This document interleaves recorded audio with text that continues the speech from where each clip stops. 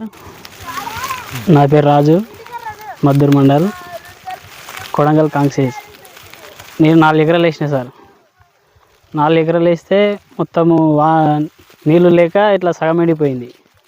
మొన్న ఆదివారం రోజు వనగండ్ల వాన వచ్చి సగం పూర నాశనం అయిపోయింది సార్. 80,000 పెట్టినా సార్. 80 చిల్లర. ఏమి ఇప్పుడు తీసుకుందామంటే కూడా ఒక గింజ చేతికి వచ్చేటట్టు లేదు సార్. ఎడ్లకి ఏమన్నా అవుతామంటే కష్టం చేసిన ఎడ్లకి అవుతామంటే గిట ఏమి గడ్డి గిట మాకు ఇది లేకుండా అయింది సార్. మాకు ఇప్పుడు ఆర్థిక సాయం ఏమన్నా చేయాలని కోరుకుంటున్నాం సార్. ముఖ్యమంత్రి ఇక్కడ మా నియోజకవర్గం ఉన్నాడు, మాకేమన్నా సాయం చేయాలని కోరుకుంటున్నాం సార్. నందిపాడు మండలం, మద్దూరు, నారాయణపేట జిల్లా. ఈ వరి మొన్న వర్షాన్ని ఎండిపోయింది. మళ్ళీ బోనగాన్లాడి మొత్తం నాశనం అయిపోయింది. వీడికి మేము 50,000 పెట్టినాము, 56,000 ఏమీ లేదు. గ్రామం మద్దూరు మండల్, నారాయణపేట జిల్లా. 2 ఎకరాలు వేసింటి నేను మరి. 1 ఎకరా వానగండ్లు వచ్చి దెబ్బతిన్నది. ఇంకా నాది ఒకరి కాక ప్రతి ఒక్కరివి ఇక్కడ మొత్తం మా ఊళ్ళో మొత్తం నందిపాడు గ్రామంలో అందరికీ వనగండ్లు ఎక్కువ పడి దెబ్బతిన్నాయి. అందరికీ ఏమన్నా సాయం చేస్తే బాగుంటుందని చెప్పి. మాది నందిపాడ గ్రామం, మద్దూరు మండలు, కోడంగల్ నియోజకవర్గము, సీఎం రేవంత్ రెడ్డి గారి నియోజకవర్గము. ఇక్కడ సుమారుగా ఈ నందిపాడ గ్రామం మొత్తము వ్యవసాయం పైన ఆధారపడి జీవిస్తుంది. సుమారుగా 2,400 పొలం ఉంటుంది.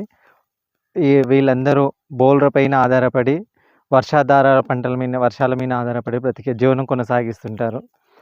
సుమారుగా ఒక 300 నుంచి 400 ఎకరాల వరకు నష్టం జరిగింది.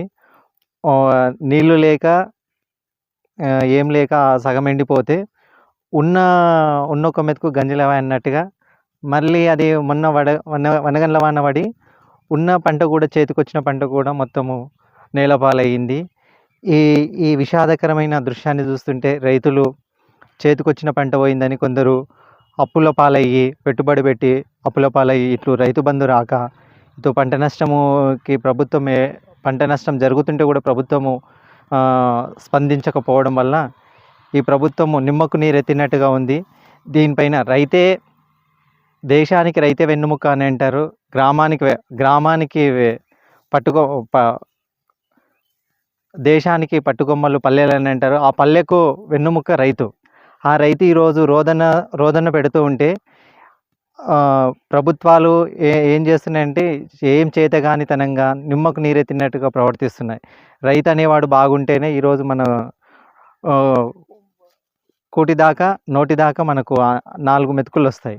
కానీ ఆ 4 మెతుకులను పండించే రైతే ఈరోజు ఆయన ఉరేసుకునే పరిస్థితుల్లో ఉంది. ప్రభుత్వం దయచేసి వీటిని అన్నిటిని గమనించి రైతులకు ఏదైనా పంట నష్ట పరిహారం కానీ లేకపోతే తక్షణము ఎకరానికి 20,000 నుంచి 30,000 ప్రకటించాలని వారిని మేము విజ్ఞప్తి చేస్తున్నాం. ఎందుకనంటే రైతు అనేవాడు లేకపోతే దేశం అనే మనుగడనే లేదు. దయచేసి దీన్ని సీఎం గారు దృష్టిలో పెట్టుకొని ఏదైనా చేయాలని కోరుకుంటున్నాం. Thank you. నా పేరు మొహమ్మద్ అలీ, నేను కమ్యూనిస్ట్ పార్టీ నాయకుడిని. అయితే ఈరోజు మద్దూరు మండలంలో చాలా గ్రామాలు తిరుగుతూ ఉన్నాము మేము రోజు వారీగా. అయితే ఎక్కడికి వెళ్ళినా కూడా ఈరోజు రైతులు చాలా ఆవేదన చెందుతూ ఉన్నారు, చాలా బాధపడుతూ ఉన్నారు. ఎందుకు అంటే ఈరోజు భూగర్భ జలాలు తగ్గిపోయి అనేక మంది బోర్లు, బావిలు మొత్తం కూడా నీరు ఇంకిపోయి ఈరోజు చాలా దీనస్థితిలో ఉన్నారు.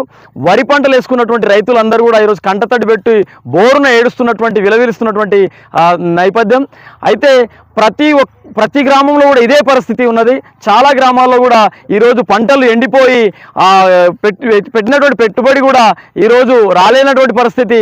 అలాగే చాలా చోట్ల అయితే పంటలు వేసిన తర్వాత ఎండిపోవడం వల్ల దాన్ని కోసి పశువులకు వేస్తున్నటువంటి సందర్భాలు కొన్ని గ్రామాలు కనిపిస్తూ ఉన్నాయి. అయితే అయితే ఏదైతే వర్షధార ఆ వర్షకాలంలో వర్షాలు పడ్డాయో ఒకేసారి బావులు చెరువులు నిండి వాగులు బారేసరికి రైతులకు ఆశాభావం అనేది వ్యక్తమైంది. ఈ యాసంగి పంటలు కూడా నీరు పుష్కలంగా ఉంటుందని ఒక భావంతో చాలా మంది కూడా 4 ఎకరాలు 5 ఎకరాలు 3 ఎకరాలు 2 ఎకరాలు ఉన్నటువంటి ప్రతి రైతు కూడా పండుతుంది, బోర్లు బాగున్నాయి కదా, వర్షాలు కూడా బాగుపడ్డాయి కదా అనే ఒక ఆశాభావంతో పంటలు వేసుకోవడం జరిగింది. కానీ ఈరోజు ఆ పంటలు అందకుండా పోయినటువంటి సందర్భం మొత్తం కూడా ఎండిపోతా ఉన్నది.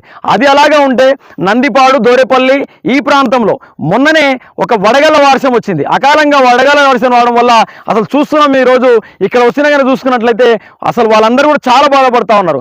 అది ఏదో గింజ తాలు గింజనో ఏదో గింజ లాస్ట్ కొంచెం మాట అయినా మిగులుతుందేమో అని ఆశ పెట్టుకున్నాము.